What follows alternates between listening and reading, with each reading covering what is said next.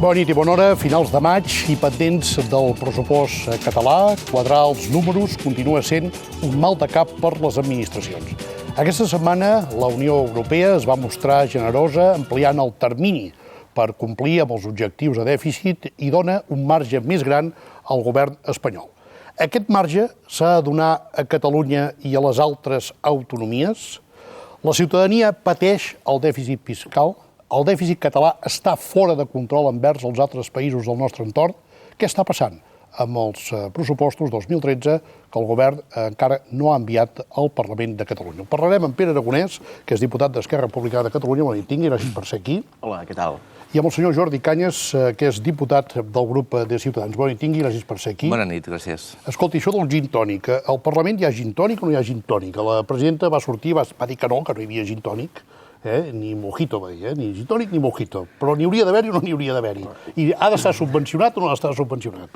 Jo crec que no i no. És a dir, és un espai de treball i si allà, doncs, algú, fins i tot, malgrat ser un espai de treball, volgués, doncs, prendre's alguna copa, no hauria d'estar subvencionat de cap de les maneres. És un despropòsit absolut.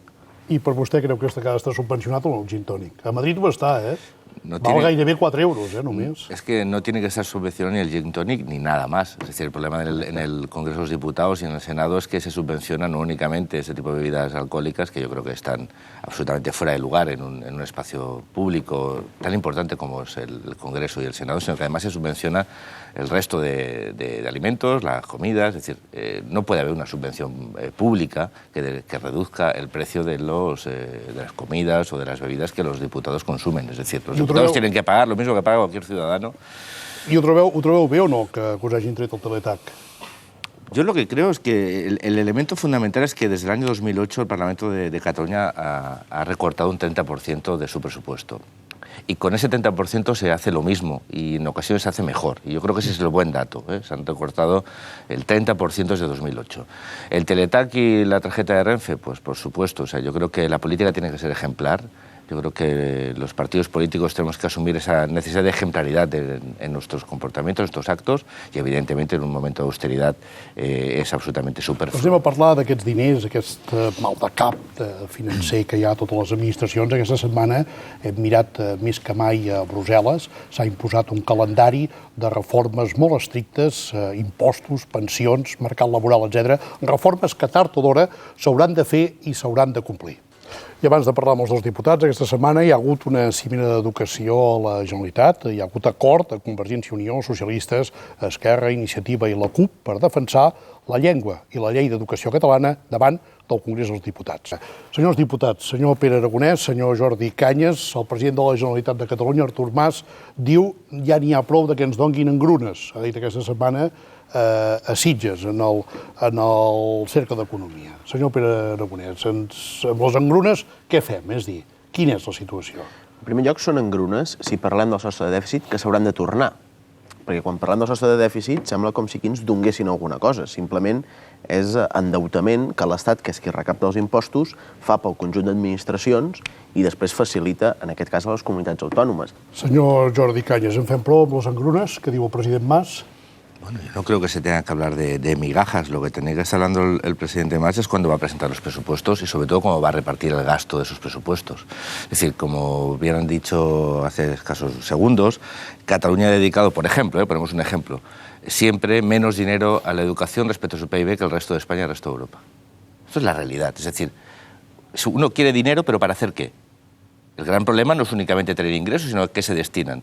Y en Cataluña, generalmente, durante los últimos 30 años, se ha destinado menos porcentaje de nuestros ingresos a salud, educación y bienestar que el resto de España. Y eso es una decisión política. El señor Artur Mas lo que tiene que decir es que con esta modificación, la flexibilización del techo de déficit, o con estas angrunas que él dice, que no son angrunas, cada décima son 200 millones de euros, ¿a qué los va a destinar?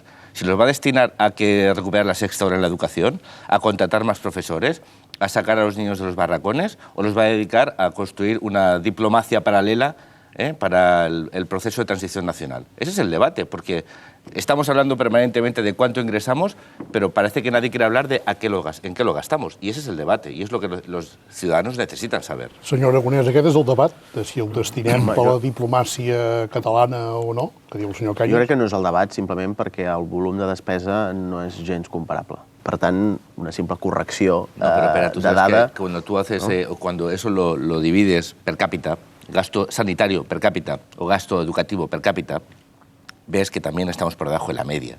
Es decir, es cierto que nuestro PIB es mayor y el porcentaje puede ser inferior, y es más, el tripartito, de hecho, tenía un plan para subir, o no es cierto, porque estabais en el tripartito antes, ¿no? Parece que eso se ha olvidado, pero que teníais una proyección a la educación de Cataluña de destinar hasta el 5% del PIB en educación, ¿cierto o falso? Eso se ha truncado. Es decir, hay una infrafinanciación de la sanidad y la educación en Cataluña por decisiones políticas que se han adoptado históricamente. Nosotros siempre le hemos dicho, cuando uno se gasta 400 millones de euros en una televisión pública que no recibe ninguna dotación presupuestaria... ¿Cuál ha dit? Bueno, se ha llegado a gastar 480, ahora unos 300, 280. Pero en su buena época, 480. Cuando uno decide amortizar 2.000 millones de deuda que tenía, por ejemplo, la Corporación Catalana de Medios Audiovisuales, 2.000 millones, en vez de destinarlos a salud o educación, eso es una decisión política.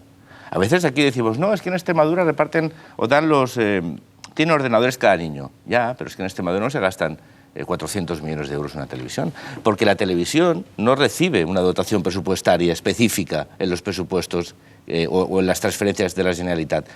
La Generalitat decide gastárselo ahí. Es decir, hay decisiones políticas que quitan recursos de temas esenciales y los destinan a gastar en cosas que pueden ser necesarias, pero que es una decisión política, no es una obligación.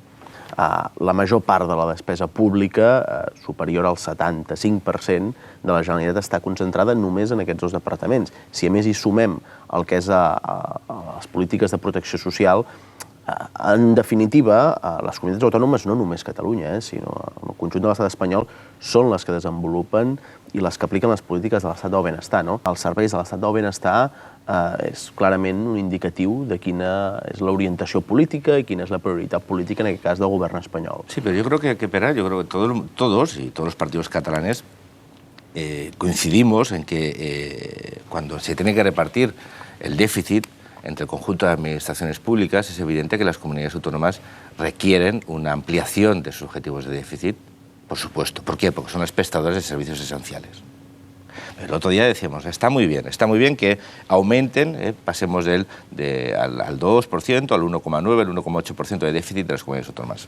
Muy bien, ¿por qué? Porque es cierto, son los prestadores de servicios esenciales, que no se pueden recortar más. Una cosa es el ajuste y otro el recorte. El ajuste puede fundamentarse en ser más eficiente en el gasto, en reducir gastos superfluos, gastar mejor, pero el recorte ya es recortar prestaciones. En la educación, recortar la sexta hora. En salud, aumentar listas de espera, cerrar quirófanos, cerrar hospitales, cerrar servicios. Eso no es un ajuste, eso es un recorte. Por lo tanto, hay que diferenciar ajuste y recorte. Y ahí estamos todos de acuerdo. El problema es, si nos permiten ampliar el techo de déficit, ¿para qué? Porque si es para mantener el gasto en salud y en educación y en bienestar, totalmente de acuerdo. Si es para que se utilice esa ampliación del objetivo del déficit, es decir, ese poderse endeudar un poco más para no recortar derechos, pero si lo gastamos en cosas que no son prioridades de los ciudadanos, es donde ciudadanos, por supuesto, no va a estar de acuerdo. Y por eso es imprescindible que este gobierno y sus socios, Esquerra Republicana, presenten esos presupuestos, porque será con esos presupuestos los que podamos determinar si políticamente se está yendo hacia la buena dirección o no. Aquí volia anar, senyor Pere Aragonès, si el vol contestar, i si no, deixi centrar una mica... No, és per deixar ben clar que, com a mínim, la posició del nostre grup serà de que tota dècima que es guanyi de més d'aquest objectiu de dèficit es destini a les polítiques que hem de preservar de l'estat del benestar. Hi ha un tema, el pressupost. Vostès, des de l'oposició, jo no m'atreviria a dir des del govern, però vostès, com a socis, en alguns aspectes, en alguns temes en el Parlament de Catalunya, són conscients que no hi ha pressupost. Estem a finals de maig, la gent pregunta quan hi haurà aquest pressupost. El propi conseller d'Economia, el senyor Mas Collell, diu, escolta, quan el tinguem ja els avisarem. Això va ser el que ens va dir en l'última vegada que se li ha preguntat, no? I aleshores, vull dir, clar, el problema en aquests moments és que hi ha una certa inquietud parlamentària, m'atreviria a dir, de dir quan arribarà aquest pressupost i quan s'aprovarà. Hi ha tesis d'economistes que diuen que també es pot tirar exactament igual amb el pressupost prorrogat. Quan es tinguin les condicions per complir-lo. És a dir, venim d'exercicis anteriors en què s'havien fet uns pressupostos en què després no es van complir. Recordem els pressupostos darrers que es van aprovar l'any 2012 i que són els que ara estan prorrogats amb les variacions al decret de pròrroga. Que, vaja, veient quins són els actius que tenen, encara que se'ls venguessin tots, seria complicat d'arribar-hi, no? Per tant, haurien d'evitar intentar caure en això perquè després el pressupost no serveix. Senyor Cañas, el senyor Aragonès diu que intentaran, però que si no es pogués tirar endavant el pressupost, doncs tampoc passaria res. Això també ho diuen experts economistas i ho hem escoltat moltes vegades al Parlament. ¿Vostè està d'acord amb això? Los expertos economistas de la bancada de Convergencia Esquerra Republicana, es decir, exigir presentar los presupuestos no es un juego. No es un juego, es la principal obligación de cualquier gobierno, es la principal ley de cualquier legislatura, la presentación de presupuestos. Es decir, el gobierno de España ha estado negociando con la Unión Europea la ampliación del déficit, pero el gobierno de España aprobó unos presupuestos.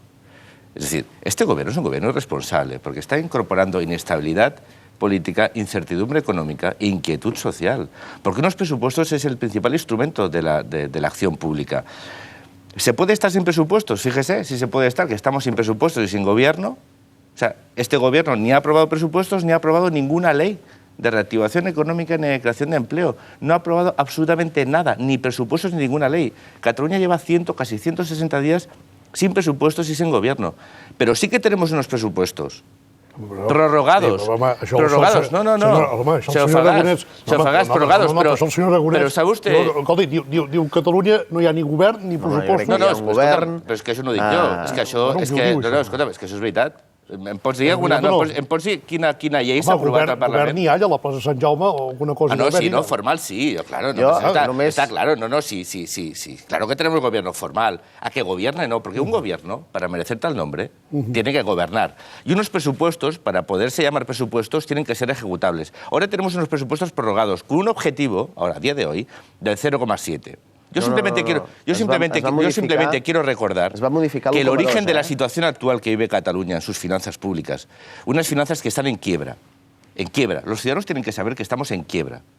En quiebra. En Cataluña, por supuesto. Cataluña no puede pedir endeudamiento al exterior porque nadie confía en las cuentas. Entre otras cosas porque el tripartito dejó 50.000 millones de... No estem quebrats o no estem quebrats?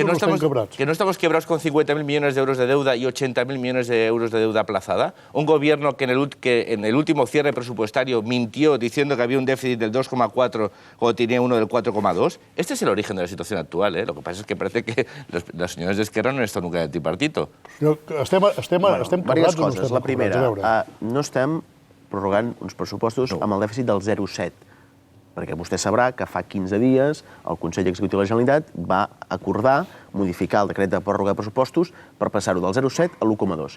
I la Generalitat no paga a l'hora, o tant a l'hora com ens agradaria, això és evident, i en alguns casos cal fer un esforç molt més gran per poder atendre pagaments que no s'han realitzat, però paga.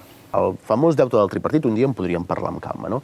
Jo estic segur que si ara tornéssim enrere i sapiguéssim la situació que tenim ara, de continuar de recessió econòmica, es prendrien decisions diferents, evidentment. Hicisteis muchas escuelas y muchos ambulatorios donde ahora no hay ni médicos ni profesores. Por lo tanto, yo que prefiero tener médicos y profesores a edificios vacíos, las decisiones en inversión del tripartito fueron absolutamente equivocadas. No voy a decir voluntariamente, es cierto, el contexto económico era diferente, pero lo que sí que es cierto es que la deuda, los pagos derivados de 80.000 millones de euros hasta el 2140, eso es una decisión que es errónea sí o sí. Mire, que la Generalitat está en quiebra, hombre, cuando uno no puede pagar, si fuera una empresa estaría en quiebra.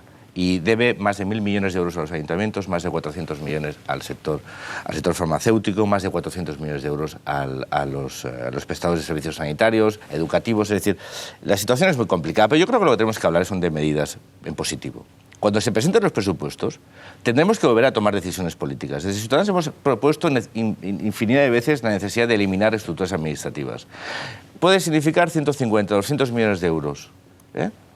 ¿Las ha decidido aplicar este gobierno? No, porque este gobierno prefiere mantener... Quines mesures? la supresión de los consejos comarcales. Però els consells comarcals presten uns serveis. No, perdona. Y a més, Nadie está una negando cosa. eliminar la No. prestación de los servicios, pero hay un departamento de gobernación y hay una comunidad de servicios entre ayuntamientos que Y tal. permite suprimir estructuras políticas que solo sirven para colocar gente y para crear redes clientelares. Nadie está negando que esos servicios no se tengan que prestar. Estamos negando que se necesite una estructura administrativa para prestarlo. Cuando estamos diciendo que hay que cerrar, y se han cerrado, centros de asistencia primaria, ambulatorios, escuelas, Ens queda poc temps, eliminó la senyor sexta hora, pero no se deciden cerrar los consejos comarcales. Eso es una decisión política, por supuesto que sí, errónea. Errónea y que transmite un muy mal mensaje a los ciudadanos. No vull que marxin d'aquí. El PSOE i el PP sembla ser que estan parlant de poder anar conjuntament a Europa, demanar-los conjuntament el tema del dèficit. Vostès veuen alguna possibilitat, em diguin sí o no, perquè no tenim temps, de que Catalunya pugui anar conjuntament davant del govern espanyol i, escolti, venim aquí conjuntament, vostès... Yo creo que primero es no? una exigencia de los ciudadanos, segundo es una necesidad política y tercero es una posibilidad, siempre y cuando se ponga encima de la mesa aquello que une a los partidos y no lo que les divida.